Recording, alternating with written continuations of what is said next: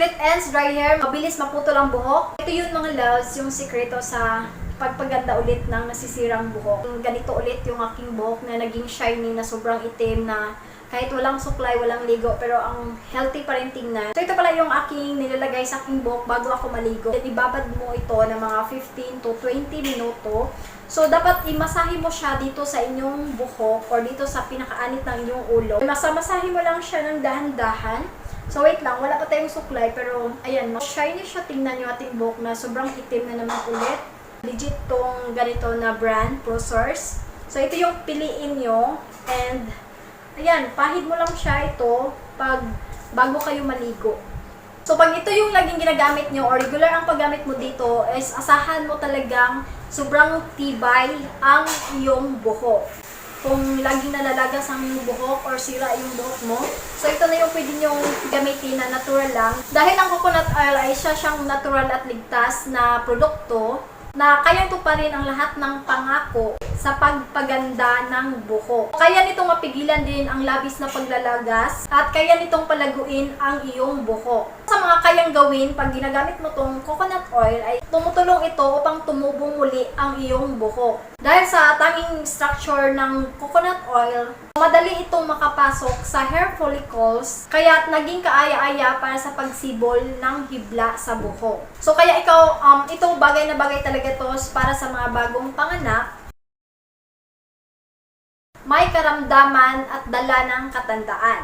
Pag nalagas yung buhok mo, ito na yung ipahid nyo palagi dito sa inyong anit or dito sa inyong buhok. Pag meron kang mga balakubak, nakakatanggal din ito ng balakubak. Isang uri pala ng fungus ang dahilan ng pagkakaroon ng balakubak or dandruff. So ito, meron siyang taglay na katangian na mapuksa ang fungus. So kung ikaw meron kang balakubak naman, so bago ka matulog, imasahe mo itong coconut oil sa loob lamang ng 5 minuto. Pagkatapos ay balutin mo ito ng shower cap ang iyong ulo. Ito yung hayaan nyo na ilagay siya magdamag. Kaya nabukasan mga love, saka mo na din siya banlawan ng tubig. Dapat yung shampoo na gamitin mo is yung mild lamang ang sangkap. So ito, pwede mo siyang gamitin ng 3 beses sa isang linggo. And ito lang yung gamitin nyo ipagpatuloy hanggang mawala ang balakuba. Pwede mo siyang igaganyan, and then igaganyan mo lang siya, imamasahe-masahe mo siya dito sa may pinakaanit ng iyong ulo.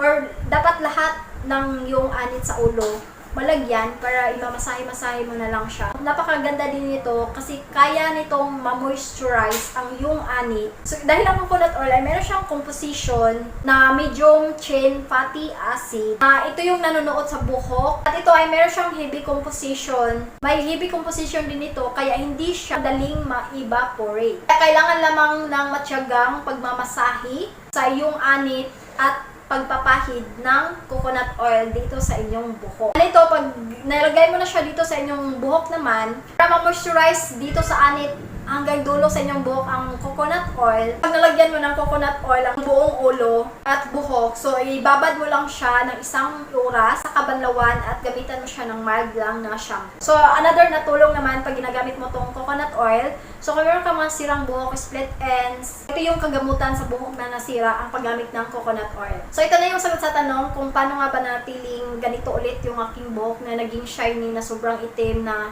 kahit walang suklay, walang ligo, pero ang healthy pa rin tingnan.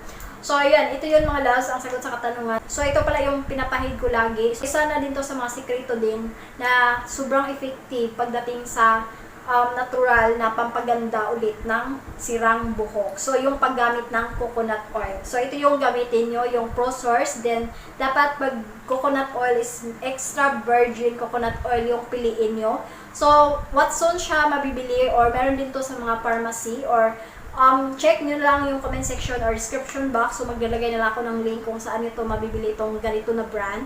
So, ayun yung mga tulong sa paggamit ng coconut oil or virgin coconut oil dito sa buhok. So ngayon, kung tinatanong niyo naman kung ano nga ba ang virgin coconut oil. So yung virgin coconut oil ay mula siya sa magulang na bunga ng niyog. Ito yung kakayurin at pipigain ang napinong laman hanggang sa makuha ang gata. Tunay na coconut oil, ito yung hindi dapat niluluto, sa halip ay hinahayaan lang siya sa magdamag, ay tinatabi ng magdamag ang gata hanggang sa humihiwalay ang langis. Ang process yung ginagamit sa paggawa ng coconut oil ay fermentation.